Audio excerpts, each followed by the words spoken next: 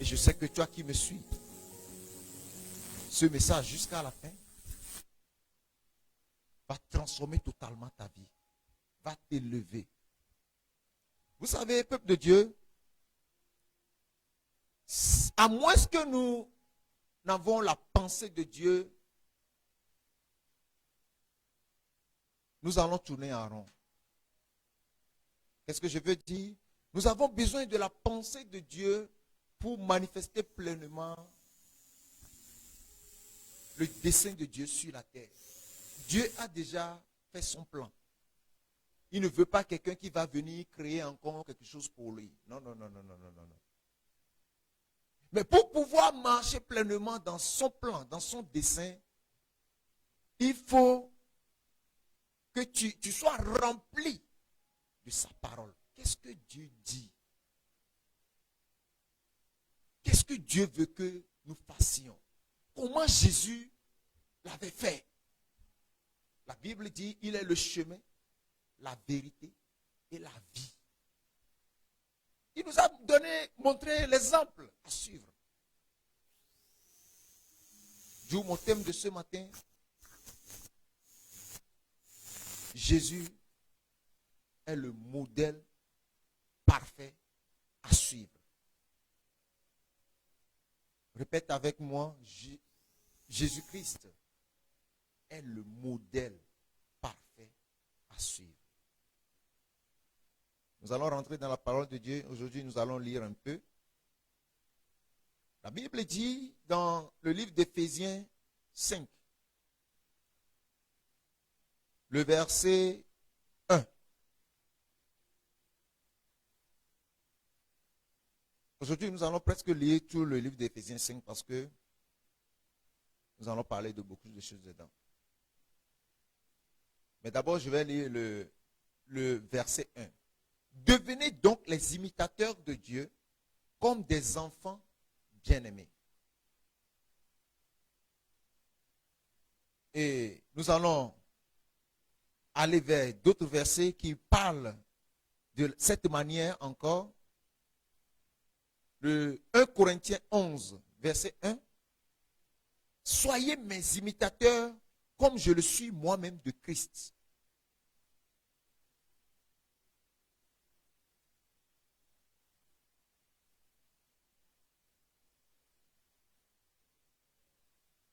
Et dans le livre de Philippiens 3, verset 17,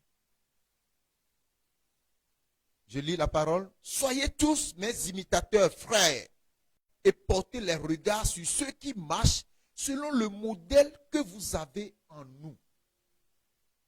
Donc ici, quand Christ était parti, il a laissé l'Église dans les mains des apôtres. Et les apôtres sont maintenant le modèle à suivre. Et Paul ici nous amène à comprendre que aussi longtemps qu'il est sur le chemin de Christ, nous pouvons aussi être son imitateur. Donc tu peux être l'imitateur de ton pasteur ou de ton apôtre ou de l'homme de Dieu établi sur ta vie aussi longtemps que cet homme de Dieu suit Christ. Christ est le modèle parfait.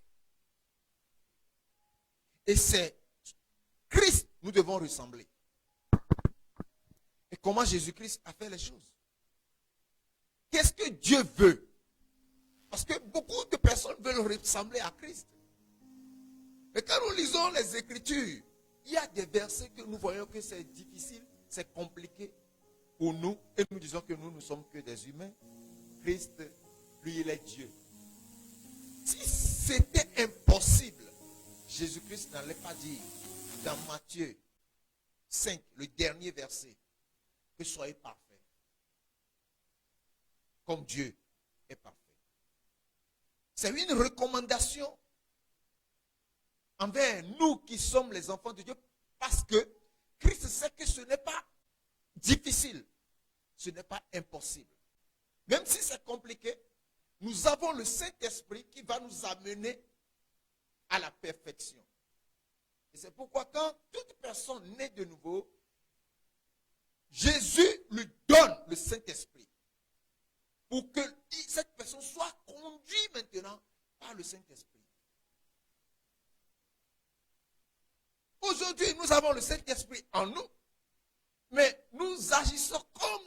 n'avons même pas le Saint-Esprit. Pourquoi? Parce que le Saint-Esprit nous parle, mais nous ne les écoutons pas. Le chrétien n'a pas édifié son esprit à écouter la voix de Dieu. Le chrétien n'a pas appris, n'a pas exercé son esprit à être attentif à ce que Dieu lui dira à faire. Pourquoi? Parce que des fois le chrétien oublie que le modèle à suivre, c'est Christ.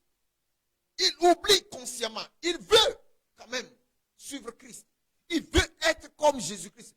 Mais dans ses actions, dans ses décisions, le chrétien oublie qu'il doit d'abord recevoir la voix de Dieu. Cette voix tranquille qui résonne à l'intérieur de nous. Ne cherchons pas seulement à écouter une voix. Parce qu'il y a aussi la voix intérieure qui jaillit du plus profond de ton esprit. La voix du Saint-Esprit. Et quand tu es éduqué, quand tu maîtrises la parole de Dieu, quand tu pratiques la parole de Dieu, cette parole-là va t'aider à reconnaître la voix du Saint-Esprit. Parce qu'il y a plusieurs voix dans ce monde. Il y a plusieurs voix. Mais la seule voie qui mène à la droiture, à la vérité, la seule voie qui peut te faire imiter Christ, le modèle parfait, l'exemple, c'est la voix de Dieu, la voix du Saint-Esprit. Alléluia. Peuple de Dieu, téléspectateurs du monde entier, nous ne pouvons pas enlever Jésus-Christ des domaines de notre vie. Notre vie doit être un exemple, comme Paul l'a dit. Soyez mes imitateurs, comme je le suis de Christ. Il faut que toi aussi tu sois. Quelqu'un puisse dire de toi qui va te suivre. Parce que toi, tu es à l'exemple de Jésus-Christ. Il faut que tu puisses dire aussi à quelqu'un, sois mon imitateur comme je le suis de Christ. Parce que tu es sûr et certain que Christ est ton modèle.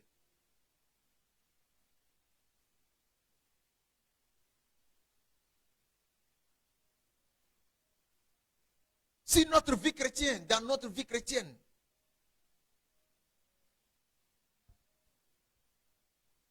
nous ne sommes pas ce que Christ est, c'est un grand problème.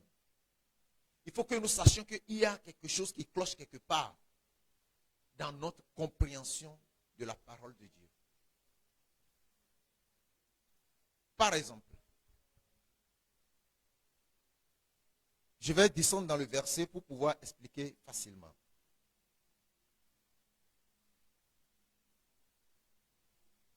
Devenez donc les imitateurs de Dieu comme des enfants bien-aimés. Le verset 1, Éphésiens 5, le verset 1. Le verset 2 dit, et marchez dans la charité, et marchez dans l'amour, à l'exemple de Christ, qui nous a aimés, et qui s'est livré lui-même à Dieu, pour nous, comme une offrande et un sacrifice de bonne odeur. Que l'impudicité, le verset 3, aucune espèce d'impureté, et que la cupidité ne soit même pas nommée parmi vous, ainsi qu'il convient à des saints.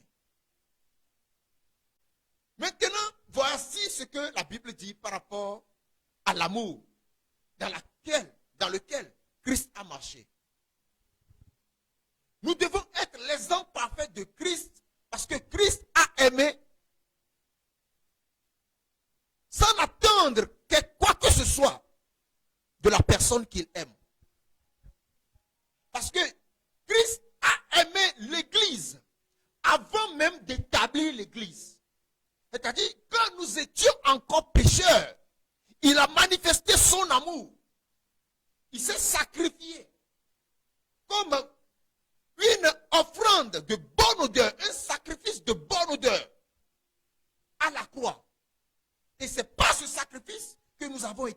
mis à part et qu'on a mis le nom sur nous, Église.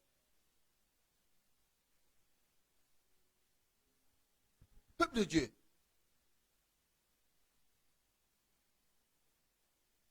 si toi qui es chrétien, tu prétends aimer aussi, tu dois voir la personne comme Christ. C'est-à-dire, qu'est-ce que je veux dire? Christ voulait établir l'église. Donc, si toi aussi tu manifestes ton amour vers les gens, tu vois d'abord dans la personne que cette personne doit être mise à part pour Christ.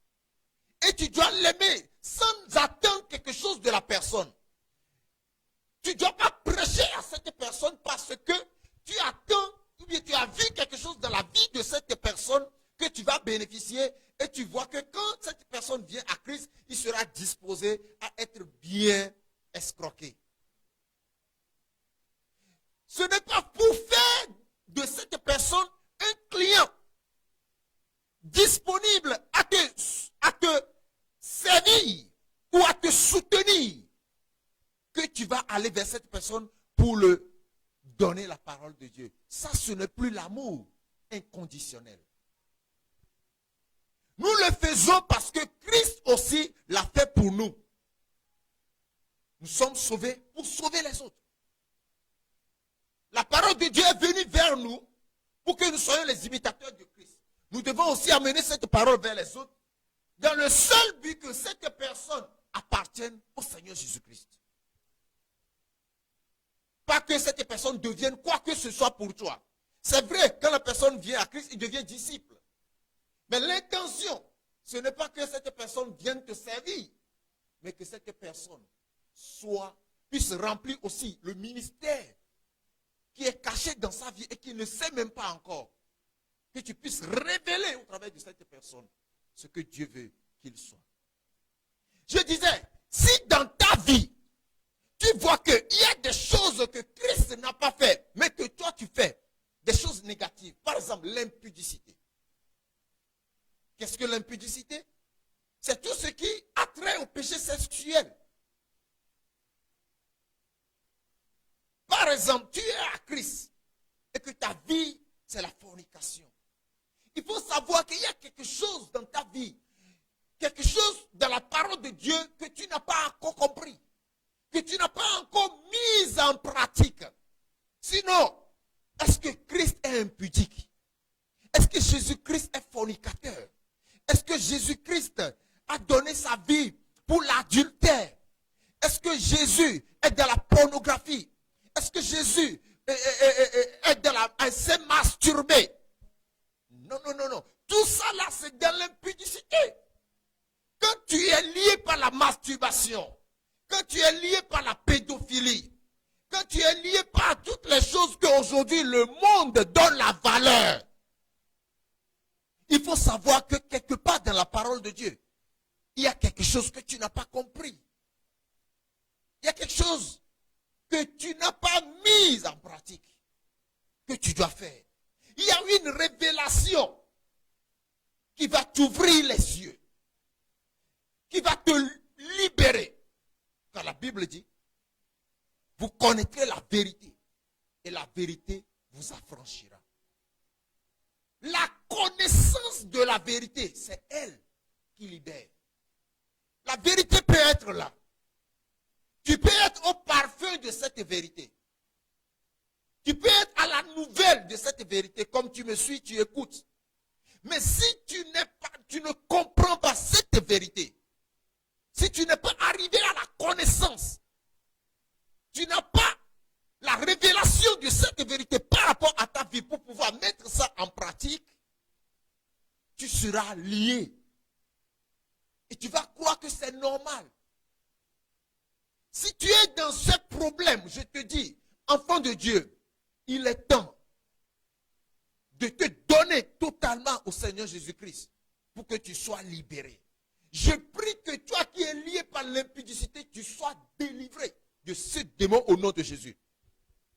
Aujourd'hui, nous pouvons entendre certains messages. Quoique non, c'est bon de faire cela. C'est normal que ce n'est pas du péché. c'est parce que ta conscience te dérange que tu vois que c'est le péché. Si tu es à l'aise dedans, ce n'est pas du péché. Bien-aimé dans le Seigneur Jésus. Tout ce que Jésus-Christ n'a pas fait, qui sont les bonnes choses, parce que Jésus n'a que fait des bonnes choses. Tout ce que Jésus n'a pas fait et que toi tu es en train de faire, et que tu es à l'aise dedans, sache que tu es possédé. Tu es rempli de démons. Mais tu es libéré au son de ma voix au nom de Jésus. Je t'ordonne d'être libéré de ceci au nom puissant de Jésus. Oh les bras sandaha, mandolobro sakata. Il n'y a pas de raison à donner à la mauvaise vie que nous menons. Non, non, non, non, non, non. Des fois, nous allons même jusqu'à chercher dans la parole de Dieu. Est-ce que la parole de Dieu a dit ceci? Est-ce que la Bible, qu'est-ce que la Bible dit concernant ça? Et que nous ne voyons pas un verset qui ne parle pas justement de ça, nous disons, oh non, ceci, et comme la Bible n'a pas touché du point, c'est que c'est permis. Oh, bien-aimé dans le Seigneur Jésus. Ta conscience est là pour te parler aussi. Tout ce que le monde acclame n'est pas acclamé par le royaume des cieux. Ta vie doit être un exemple total. Ta vie, la vie en Jésus-Christ, constitue un ministère. Pour compenser ton ministère, il faut que toi-même, l'Esprit de Dieu, rende ministère en toi. Pour te libérer de tout ce qui te lie. Jésus nous a appelés à la liberté. Alléluia. Je vais continuer le verset. Qu'aucune espèce d'impureté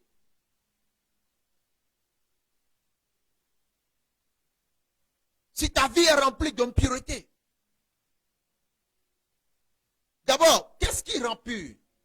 La parole de Dieu rend pur.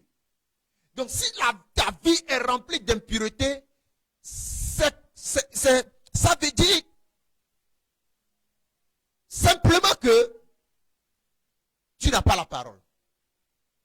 Parce que quand Jésus-Christ prêchait aux apôtres, il dit, la parole que vous avez écoutée vous a rendu pur. La parole de Dieu a la puissance de te purifier, de te rendre pur. La parole que tu es en train d'écouter ce matin te rend pur.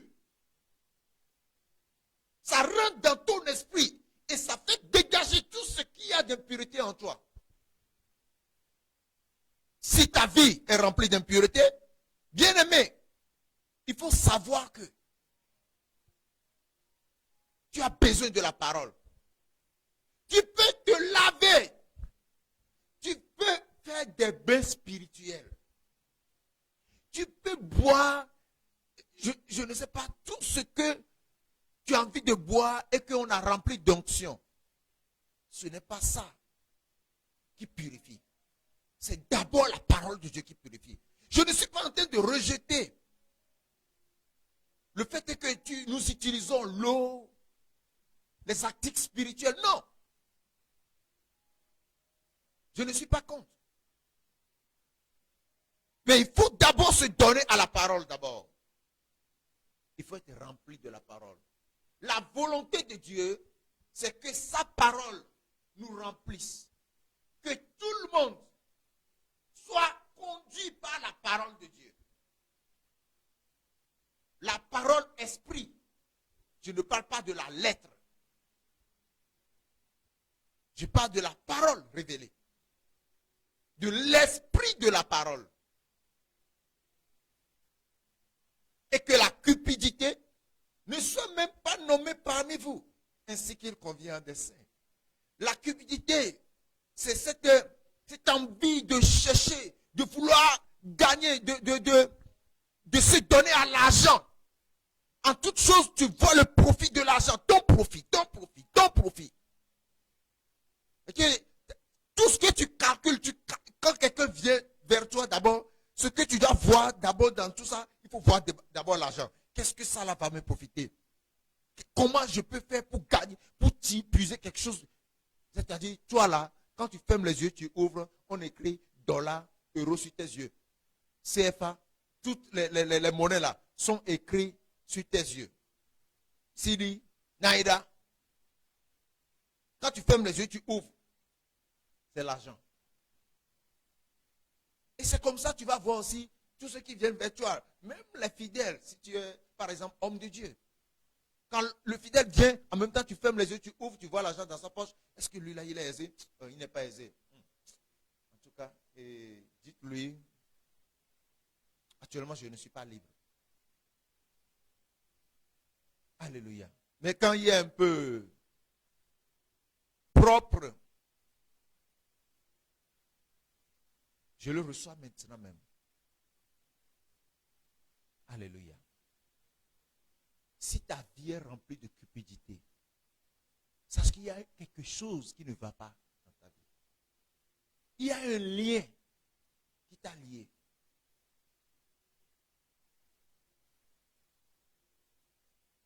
Alléluia. Est-ce que Christ a été comme ça? La personne dont nous disons que nous sommes les imitateurs, est-ce que sa vie a été une vie de cupidité? Il a vécu dans la modestie. Alléluia. C'est vrai. Nous ne sommes pas ici, je ne suis pas ici pour vous parler de la pauvreté, pour que vous soyez pauvres, que vous aimez la pauvreté. Non. Mais il faut que vous vous contentez de ce que vous avez. Et que vous espérez que Dieu vous bénisse.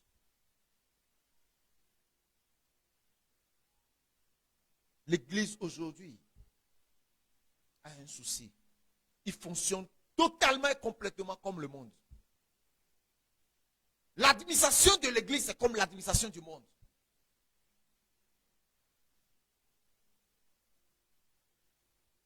Au lieu que le monde cherche à nous copier, au lieu que le monde cherche à dire, nous allons suivre l'Église. L'Église voit les bonnes choses dans le monde qui sont mauvaises. C'est-à-dire, quand il est en train de voir ces choses dans le monde, il pense que c'est bon, mais ce sont des mauvaises choses. Et il copie ces soi-disant bonnes choses. Et quand il adapte à elles, il diminue en puissance. Il diminue dans l'amour et il n'arrive plus à opérer pleinement. Et c'est ainsi que nous n'écoutons plus la voix de Dieu, mais nous écoutons la voix du monde. Et aujourd'hui, quand un chrétien a un problème, la première des choses, c'est d'aller sur le web. C'est d'aller sur les réseaux sociaux. C'est d'aller chercher sur l'Internet. Or, notre base de données, ce n'est pas l'Internet, mais c'est la parole de Dieu. C'est la Bible. Notre idée première, c'est où on peut trouver rapidement.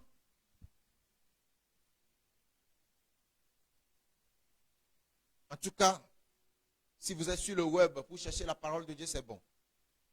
Mais si vous êtes sur le web pour chercher des conseils du monde, pour l'adapter à votre vie, là, vous allez encore vous engouffrer. Que le Seigneur soit avec vous. Qu'on n'entende ni de paroles, ni paroles déshonnêtes, ni propos insensés, ni plaisanteries, choses qui sont contraires à la bienséance. Qu'on entende plutôt des actions de grâce. Bien-aimés, si nous pouvons faire ceci, ce sera très bien. Vous savez pourquoi la Bible dit des fois de ne pas faire ces choses? Toute parole libérée doit être manifestée.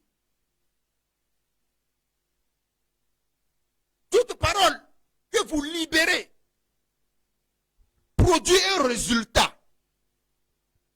Donc si vous perdez votre temps dans les paroles désordonnées, dans les plaisanteries, dans les choses qui n'ont pas le royaume des cieux, votre atmosphère spirituelle sera remplie de désordre, de comédie, d'hypocrisie, de démons. Parce que tout ce qui n'est pas de la parole de Dieu ne libère pas des anges de Dieu. Mais ça fait attirer les démons. C'est pourquoi beaucoup sont rentrés dans l'idolâtrie sans savoir. Nous croyons que l'idolâtrie, c'est seulement s'agenouiller à un bois, à un fétiche. Mais aujourd'hui, nous sommes devenus des idoles nous-mêmes. Parce qu'il y a des choses qui ont pris le dessus sur notre vie. Notre vie est totalement consacrée à la plaisanterie, à la minosité, à la méchanceté,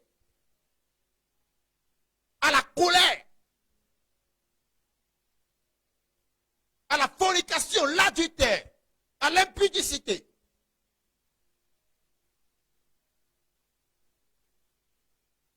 Nous nous disons, oh, je vais me réjouir un peu. Oh, est-ce que c'est seulement moi? Non. Moi aussi, je vais me réjouir. Et tu commences dans la pagaille. Tu remplis l'atmosphère spirituelle. Toi, prophète, toi, un roi. Vous devez comprendre que quand Christ dit qu'il va former un royaume de sacrificateurs et de prophètes, vous devez savoir que vous êtes un roi. Vous êtes un prophète. Et vous êtes un sacrificateur, comme David. Roi, prophète, sacrificateur. Donc, vous ne pouvez pas être ces trois choses et utiliser votre bouche comme n'importe quoi, disant n'importe quoi. La parole d'un roi est un décret. Ce qui sort de votre bouche doit être respecté par le monde spirituel et ça va se manifester dans le monde physique. C'est pourquoi votre bouche ne doit pas se donner à dire n'importe quoi. Parce que quand quelqu'un apporte son oreille à votre bouche, c'est pour entendre la sagesse. Vous ne voyez pas ce que la Bible dit quand il dit que la reine d'Éthiopie a quitté son palais pour venir vers Salomon et écouter les paroles de sagesse de la bouche de Salomon. Et Jésus dit, il y a ici plus grand que Salomon. Alléluia. Il y a aujourd'hui plus grand que Salomon, Jésus-Christ. Et Jésus vient en toi pour manifester sa sagesse, puisqu'il est la sagesse incarnée. Donc si quelqu'un prête son oreille à ta bouche, ce n'est pas pour écouter des plaisanteries pour rire. Ce n'est pas pour écouter des choses malhonnêtes, malsaines. C'est pour écouter des actions de grâce. C'est pour écouter une prophétie. C'est pour écouter une parole de la part du Seigneur. C'est pour écouter quelque chose qui doit pouvoir changer sa vie. Alléluia. À quoi tu as consacré ta vie, ta bouche? À quoi? Je dis à quoi? Tu es sacrificateur. Tu es prophète et tu es roi.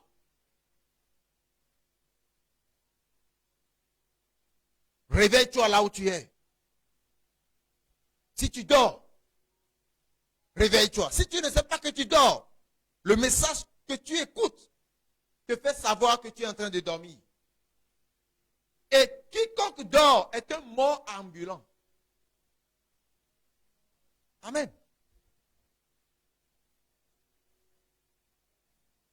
Le verset 5.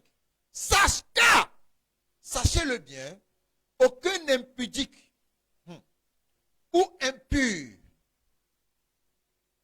ou cupide, c'est-à-dire idolâtre. Vous voyez? Quand tu es dans ces choses, tu deviens idolâtre. Tu n'es pas différent de quelqu'un qui a des idoles dans un pays ou bien dans un village qu'on appelle Calabar, quelque part, et qui est en train de se prosterner pour ses fétiches. Aujourd'hui, beaucoup sont des hôtels ambulants. Ils sont des idoles ambulants traînant partout. Il suffit d'écouter ce que la personne dit concernant ta vie. Tu sauras que tout ce qu'il dit n'est que ténèbres. C'est pourquoi toi, tu dois briller pour changer les ténèbres. Reçois la grâce de briller. Olobazataya. Sachez-le bien, aucun impudique ou impur ou cupide, c'est-à-dire idolâtre, n'a d'héritage dans le royaume de Christ et de Dieu. Bien-aimé, quelle est ta destination? Où vas-tu? C'est une question. Pose-toi toi-même cette question. Si tu as Christ et que ta vie n'est pas conforme à ce que je suis en train de te dire, tu vois que tu n'es pas l'exemple à suivre. Tu vois que tu n'es pas l'imitateur de Christ. C'est le moment de te repentir et de demander le Saint-Esprit de te relever. Il va le faire parce que l'œuvre qu'il a commencée en toi, il est prêt pour l'accomplir, pour l'amener à perfection. Parce que toutes ces personnes n'ont aucun héritage dans le royaume de Christ et de Dieu. Quelle est ta destination? Tout ce que tu fais doit avoir un rapport avec la vie éternelle. La vie éternelle en toi ici et la vie éternelle après que nous aurons quitté la terre. Nous sommes au moment où nous, notre génération, nous n'allons pas mourir avant le retour de Jésus-Christ. Je vous dis la vérité. Jésus va nous serons changés. Nous allons vivre ce changement, nous là. Les chrétiens qui sont là, qui écoutent le son de ma voix maintenant, nous allons vivre ce verset qui parle de, il y a certains qui seront ressuscités, mais d'autres seront changés. Nous n'allons pas mourir avant le retour, avant l'enlèvement. Nous serons enlevés. À la résurrection, certains seront changés. Tout le monde ne mourra pas. Mais tu dois te préparer pour que si quelque chose t'arrive aujourd'hui, tu puisses regagner ton Seigneur. Tu dois vivre chaque instant de ta vie comme si c'est aujourd'hui l'enlèvement. Comme si Christ revient pour prendre l'épouse.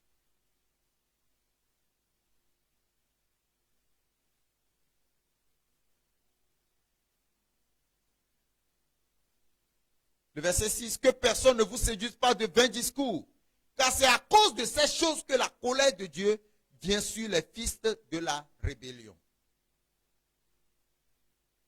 Que personne ne vienne te dire que moi je vis, j'ai 2 femmes, c'est normal, Abraham a 2 femmes, Moïse en a eu plusieurs, Abraham en a eu plusieurs, et d'ailleurs David, lui-même il a tué quelqu'un pour avoir une femme.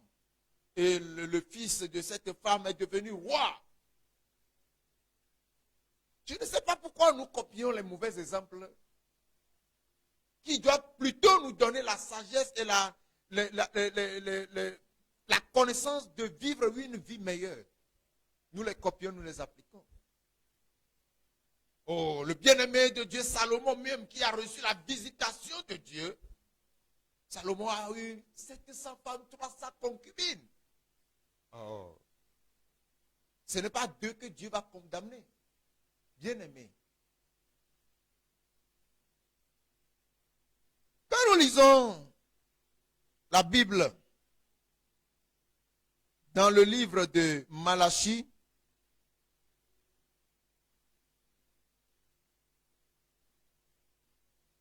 vous allez voir ce que Dieu a dit concernant l'infidélité.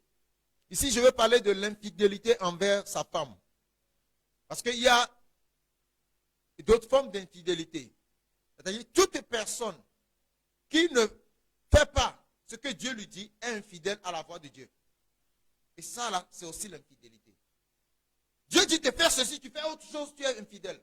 Parce que tu as obéi à la parole de l'ennemi au lieu d'obéir à la parole de Dieu. Toute désobéissance à la parole de Dieu, à la voix de Dieu, est une obéissance à la voix de l'ennemi. Donc ça constitue l'infidélité. Ici, nous devons lire ce que Dieu dit par rapport à l'infidélité envers ta femme, ta compagne. Malachie 2, verset 13. Je vais lire à partir du verset 13. Voici encore ce que vous faites.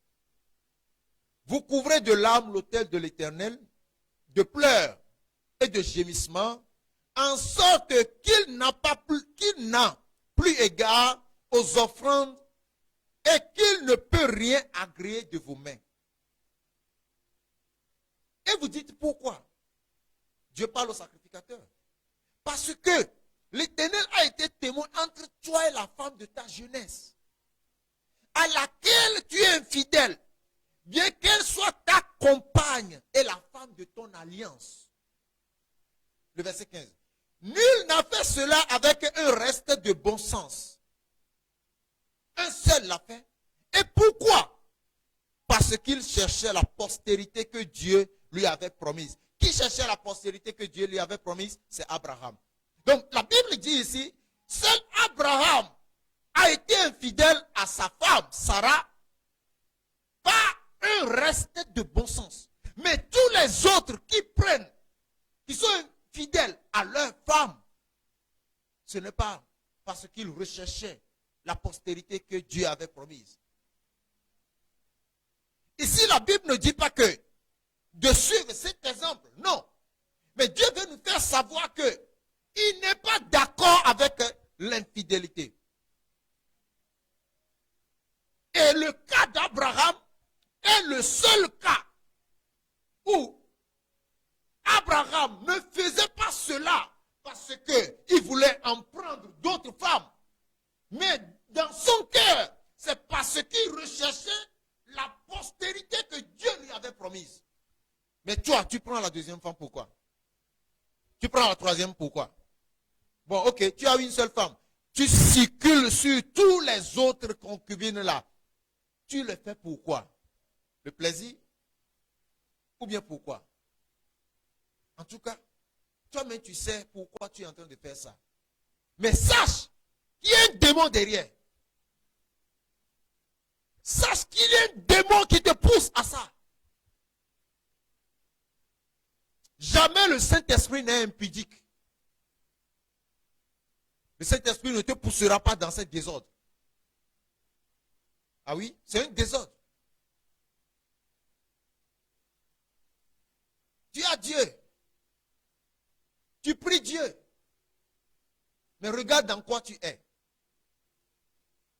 Il est temps de pleurer pour toi-même. Il est temps d'être triste pour ça. Quand tu viens à Dieu, Dieu va te prendre. Il est prêt à te pardonner parce que le sang de Jésus-Christ coule toujours sur là. Le sang de Jésus-Christ est toujours là. Dieu ne condamne pas le péché. Mais c'est le péché qu'il n'aime pas. Ce péché-là qui va t'éloigner parce que sur le chemin que tu es, un jour, tu vas totalement abandonner Dieu. Tu as commencé, tu as du goût dedans. Mais sache que quand tu le fais, tu le fais, tu le fais. Un beau jour, l'amour de Dieu va s'éteindre en toi. Et c'est fini. C'est fini. Vous savez, vous pouvez renier Dieu par vos manières d'agir. Parce qu'il est temps que le chrétien prêche aussi par son comportement. Le comportement parle mieux que ce que vous dites. C'est à quoi nous devons travailler. Le verset 16 de Malachie 2. Car je hais la répudiation, dit l'Éternel, le Dieu d'Israël. Celui qui couvre de violence son vêtement, dit l'Éternel des armées. Prenez donc garde en votre esprit et ne soyez pas infidèles. Dieu agrée l'infidélité? Jésus n'a-t-il pas dit qu'au commencement, Dieu créa Adam et Ève? Alléluia. Toi et la femme à laquelle tu unis, vous devenez une seule chair, une seule personne. Maintenant, et que tu prends un autre, tu t'ajoutes à eux. Regarde, tu imagines un peu dans quoi tu es en train de te mettre? Hein? Je reviendrai sur cet enseignement après pour expliquer en profondeur les conséquences de ça. N'ayez donc aucune part avec eux. Tout ce qu'on vient de dire, toutes ces personnes, nous ne devons pas avoir part avec eux, car nous sommes sanctifiés, mis à part. Ça ne veut pas dire de ne pas aller les prêcher. Ça ne veut pas dire de ne pas les aborder. Mais quand vous les abordez, c'est pour les enseigner. C'est pour les aimer. C'est pour leur présenter l'amour de Dieu. Vous ne devez pas faire ce qu'ils font. Nous sommes dans le monde, mais nous ne sommes pas du monde. Nous devons briller pour que le monde sache que nous sommes un spécimen différent. Une race élue, un sacerdoce royal, des gens mis à part, la lumière incarnée du Christ. C'est ce que tu dois incarner. C'est ce que tu dois être. Le verset 8. Autrefois vous étiez ténèbres et maintenant vous êtes lumière dans le Seigneur. Marchez comme des enfants de lumière. Dieu est notre lumière. Dieu est notre Père, le Père de la lumière. La Bible dit il n'y a aucune obscurité en lui, ni homme de variation. Et nous sommes ses enfants. Donc nous sommes aussi la lumière. Jésus dit, je suis la lumière. Quiconque me suit ne marchera pas dans les ténèbres. Est-ce que tu peux dire ça? Est-ce que tu peux déclarer avec certitude que je suis la lumière? Quiconque me suit, quiconque à qui j'amène la parole de Dieu, cette personne ne marchera plus dans les ténèbres. Est-ce que tu peux dire ça? Ce n'est pas que toi-même tu te fais Christ, non. Mais Jésus t'envoie vers eux. Comme Paul dit, soyez mes imitateurs, comme je le suis de Christ. Est-ce que tu peux dire que tu es la lumière? Et que quiconque te suit ne marchera pas dans les ténèbres. Les œuvres des ténèbres, c'est tout ce que tu es en train de faire, l'impudicité, la cupidité, tout ça là que je viens de lire précédemment, ce sont les œuvres des ténèbres. Si quelqu'un te suit et que toi tu es dans ces œuvres, la personne croira que le royaume des cieux, c'est le désordre. C'est-à-dire, tu es en train de montrer une mauvaise façade qui n'existe même pas d'ailleurs aux gens que c'est comme ça le royaume des cieux est. Rappelle-toi que quand Christ était là, tous les pharisiens n'ont jamais vu ce qu'il faisait. Ils disent quoi? Jésus dit, je te pardonne. Lève-toi, tes péchés te sont pardonnés. Il dit, qui est-ce qui peut pardonner? Il se fait Dieu. Mais Jésus n'a pas dit qu'il est Dieu. Mais le fait que Jésus dise que tes péchés te sont pardonnés, ils ont compris que c'est seul Dieu qui pardonne. Maintenant, Dieu dit, je vous donne aussi le pouvoir. À quiconque vous pardonnez, ils seront pardonnés. Mais à quiconque vous retiendrez le péché, ils ne seront pas pardonnés. Voyez à quel niveau Dieu nous met. Dieu fait de nous ce qu'il est. Il dit, tel il est aux cieux, tel nous sommes sur la terre. Mais si aujourd'hui tu viens vers moi, et puis je te dis, tu es pardonné de tes péchés, ou bien tu racontes toutes tes erreurs, tout ce que tu as traversé, toute forme d'impudicité que tu as vu, la mauvaise vie que tu as menée, tu viens devant moi, je dis, je te pardonne. Tu peux croire que c'est de l'orgueil, mais c'est la sagesse manifestée.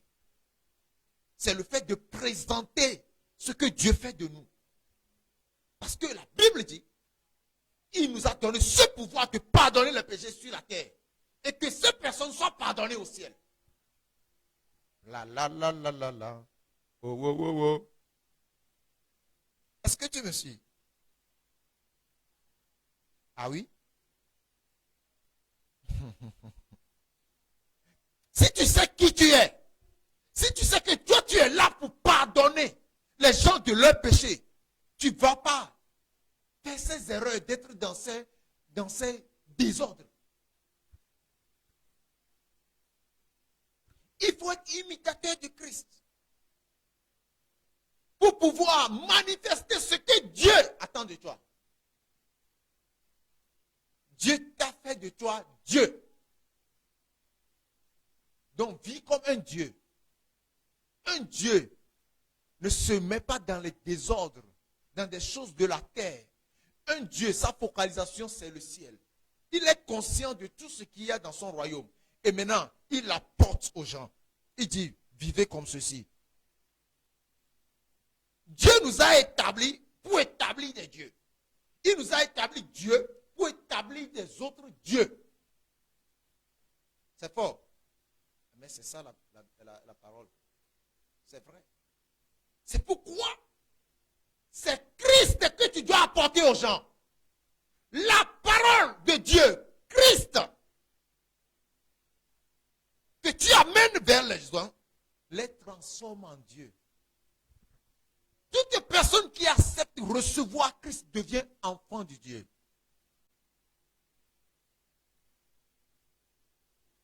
Mais à quiconque croit, il donne le pouvoir de devenir enfant de Dieu. Nous sommes des missionnaires. Enfant de Dieu, tu es un missionnaire. Mais quand tu t'en vas, ce que tu fais, Dieu l'agrée. Et il transforme la personne en sa nature. Tu es la bouche de l'Éternel pour parler aux hommes sur la terre. Tu es le pied de l'Éternel pour marcher vers les gens. Tu es la main de l'Éternel pour toucher les vies. Prends conscience de ta nature, de qui tu es. Et sors de toutes ces bêtises, de toutes ces choses ignobles dans lesquelles tu es en train de te traîner. Car le fruit de la lumière, le verset 9, consiste en toutes sortes de bonté, de justice et de vérité. Voilà ce que Dieu veut de toi. Que tu manifestes la bonté. Que tu sois la justice incarnée de Dieu. Et que la vérité te remplisse. Que cette ceinture soit sur ta hanche. Examinez ce qui est agréable au Seigneur, le verset 10, et ne prenez point part aux œuvres infructueuses des ténèbres, mais plutôt condamnez-les. Ici, je veux ouvrir une parenthèse. Ici, la Bible dit de condamner les œuvres et non les personnes qui font les œuvres. Parce que l'Église est rentrée dans quelque chose aujourd'hui où nous avons laissé l'essentiel pour parler des choses qui nous font perdre le temps. C'est-à-dire, si un frère est dans ces choses, la Bible dit de condamner les œuvres là. Mais tu ne dois pas condamner ce frère, parce qu'en le condamnant, tu ne le fais pas, tu ne l'aides pas en fait. Ce frère, tu dois prier pour lui, mais tu dois condamner l'œuvre qu'il est en train de faire. Dis-lui la vérité. Condamne ses œuvres, mais pas la personne qui est en train de faire ses œuvres. Certains sont réellement enfants de Dieu. Dieu les a appelés. Mais ils n'ont pas compris que ce qu'ils sont en train de vivre va les éloigner complètement et définitivement de Dieu. Ils ne savent pas que ce qu'ils sont en train de mener, c'est parce qu'ils n'ont pas donné tout leur temps à la méditation de la parole et à la pratique de la parole de Dieu. En fait, ils n'ont pas cette connaissance. Ils sont ignorants à ce niveau. Maintenant, toi qui as la connaissance à ce niveau, il faut les apporter la vérité pour qu'ils soient libérés de ce lien. Si quelqu'un est en train de mener une vie qui n'est pas conforme à la parole de Dieu, la seule chose qui puisse l'expliquer, c'est que la personne n'est pas encore consciente, totalement consciente, ou n'a pas la connaissance qui va l'éclairer sur ce qu'il est en train de faire. S'il comprend que ce qu'il fait est mauvais, il va laisser. Vous ne voyez pas que quand la lumière du Christ, ou quand Christ visite les gens, c'est un pleur. Quand il remarque que, c'est la vie là qu'il menait avant. Oh! Comment est-ce que je peux mener cette vie? Quand ils prennent conscience de la mauvaise vie, et quand ils voient le pardon et l'amour, la miséricorde de Jésus-Christ envers eux, en le retirant de ce désordre, ils commencent par pleurer. Jésus veut que nous aussi, nous allons vers les gens comme ça, avec un cœur rempli de miséricorde, un cœur rempli d'amour. Quand l'amour de Dieu est présenté aux pécheurs, la lumière de Dieu va se révéler à cette personne et il va se rendre compte de tout ce qu'il fait qui est mauvais. Et lui, intérieurement, même sans que tu ne lui dises, répands-toi, la personne commence par se repentir. Rikataya mamamo. C'est réel, c'est vrai ce que je te dis. Au lieu de crier sur la personne, répands-toi. En tout cas,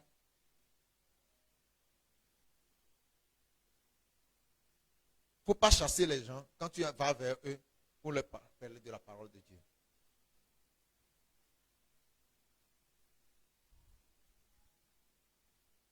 Le verset 12. Car il est honteux de dire ce qu'ils font en secret. Tout ce que tu ne peux pas dire ouvertement, tout ce que tu ne peux pas dire ouvertement, enfant de Dieu, ne le fais pas. Tout ce que tu ne peux pas dire ouvertement comme ça.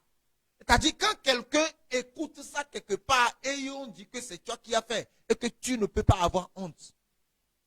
Tout ce que tu ne peux pas cacher, ne le fais pas. Je ne parle pas d'ici de certaines choses qui sont élevées et que certains ne peuvent pas comprendre. Non. Parce que la Bible dit ne donne pas les choses saintes aux chiens. De peur qu'ils ne foulent aux pieds et qu'ils ne se retournent contre vous. Parce qu'il y a des révélations, il y a des choses que quand la personne n'a pas atteint une maturité donnée, tu ne peux pas lui communiquer ça. Je ne suis pas en train de parler de ça. Je suis en train de dire, il y a des choses que toi-même tu fais en cachette, que tu ne peux pas dire publiquement. Tu ne peux même pas témoigner que tu fais ça. Arrête. Parce que aussi longtemps que tu es dans la maison de Dieu, ça va se faire voir. Ça va se faire voir. Je te dis la vérité. Tu ne peux rien cacher. Dieu va t'avertir une fois, 2 fois, 3 fois. Mais quand il va se taire, c'est Satan même qui va t'exposer. Tu ne peux pas prier contre Satan, mettre le feu sur lui et faire ses œuvres en cachette. Tu es qui pour couvrir ça? D'ailleurs, tout ce que tu fais qui est des ténèbres, quand tu marches, ça te suit. Et quiconque est dans les ténèbres, quiconque qui est sorcier, il sait que toi là, tu ne marches pas dans l'intégrité de la parole de Dieu. Il n'y a rien que tu puisses cacher. C'est pourquoi la lumière est manifestée. C'est ce que la Bible dit. Mais tout ce qui est condamné est manifesté par la lumière. Ce sera manifesté par la lumière. Car tout ce qui est manifesté est lumière. Le verset 14. C'est pour cela qu'il a dit, réveille-toi, toi qui dors. Relève-toi d'entre les morts et Christ éclairera. Ce verset, prends ça, médite, réétudie, prie, dis à Dieu de te faire comprendre ça. Car le livre d'Éphésiens, là, ce que je suis en train de lire, c'est pour les chrétiens que ça s'adresse. Ce n'est pas pour les païens. C'est pour les chrétiens que ça s'adresse. Mais Christ est en train de dire dans le verset 4, au travers de Paul, c'est pour cela qu'il est dit, réveille-toi, toi qui dors. Le verset continue, relève-toi d'entre les morts et Christ t'éclairera. Donc, toi qui dors, toi qui fais tout ceci, tu es couché parmi les morts. Tu es debout, tu trimbales, tu circules, tu crois que tu es vivant, mais tu es mort. Tu es mort. Réveille-toi.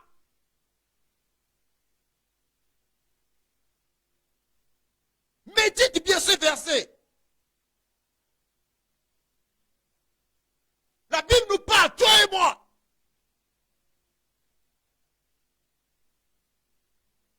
Le verset suivant.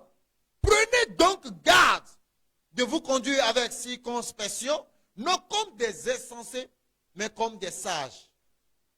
Verset 16. Rachetez le temps, car les jours sont mauvais. Il n'y a plus lieu de perdre du temps. Chaque jour qui vient, tu dois gagner en sainteté, en parole, en prière, en toutes bonnes choses, en justice. Ne perds pas ton temps pour faire des choses qui n'avantagent pas le ciel. Car le retour de l'enlèvement est à la porte. Le retour de Jésus-Christ est à la porte. Rachète le temps. Ce que Dieu t'a confié de faire. Bien-aimé, fonce. Ne perds pas de temps. N'attends personne. Ne vois pas derrière. Fonce, avance dans ce que tu fais. Si quelqu'un veut te suivre, il n'a qu'à te suivre. Parce qu'il y a des gens qui croient toujours que l'enlèvement c'est après 200 ans, après 1000 ans. Il y a des gens qui croient encore ça.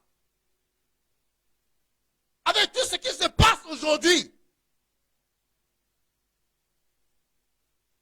Toutes choses, regardez ce qui se passe. Les prophéties sont accomplies presque.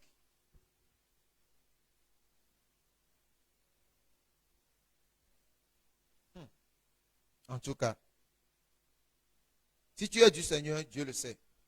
Et tu le sais parce que l'Esprit de Dieu témoignera que tu es enfant de Dieu. Et si tu es réellement destiné à être sauvé, je crois que le fait que tu es en train d'écouter le son de ma voix, tout mauvais raisonnement dans ta pensée est écroulé, tombé, détruit par la puissance du Saint-Esprit au nom de Jésus-Christ.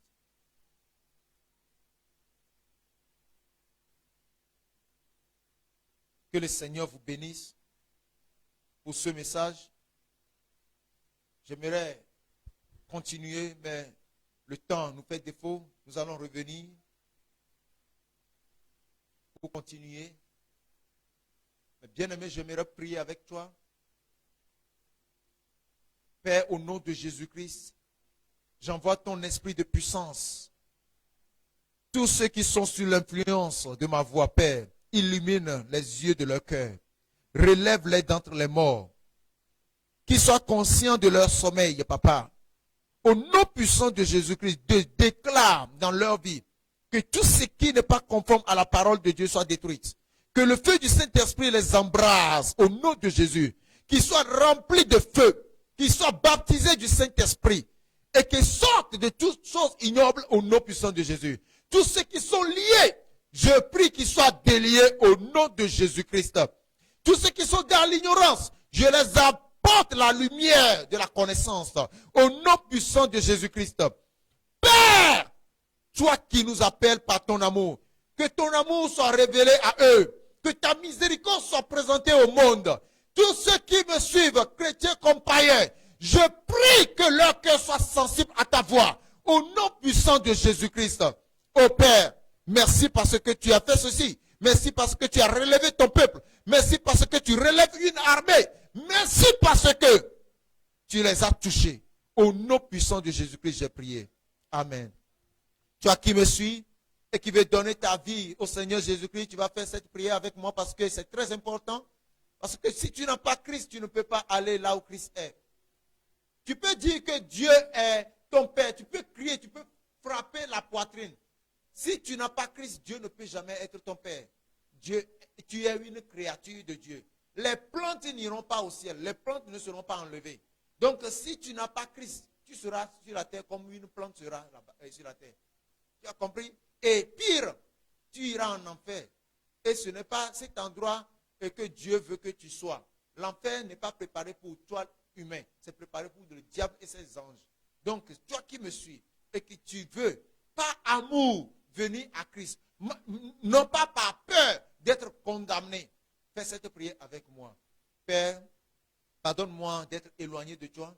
Aujourd'hui, je reconnais, je crois que Christ est ton Fils et que tu l'as envoyé mourir pour moi et qu'il a vécu sur la terre. Il est mort enseveli. Il est ressuscité le 3e jour et aujourd'hui, il vit pour que moi je vive. Père, je te reçois dans mon cœur. Je te reçois comme Seigneur et Sauveur de ma vie. Je suis devenu ton enfant de Dieu. Père, efface mon nom du livre des ténèbres et inscris-moi dans le livre de vie. Merci, Papa, de m'avoir accepté et d'avoir fait de moi un enfant de lumière.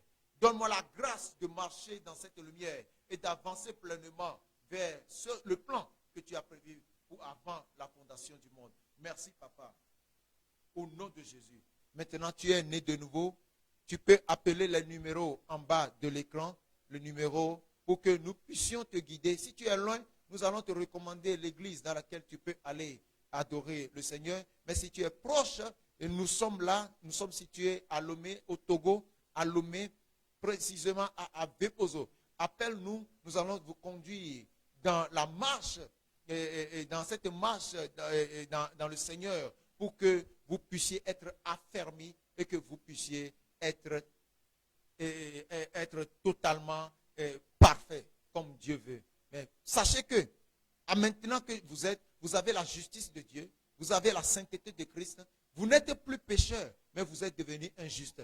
Marchez maintenant avec cette mentalité que jamais tu acceptes que quelqu'un te dise que tu es pécheur. Non, non, non, tu n'es plus pécheur, mais tu es devenu juste. Maintenant, il faut marcher, pas avec ta force, mais dans la justice du Seigneur, dans la sainteté du Seigneur.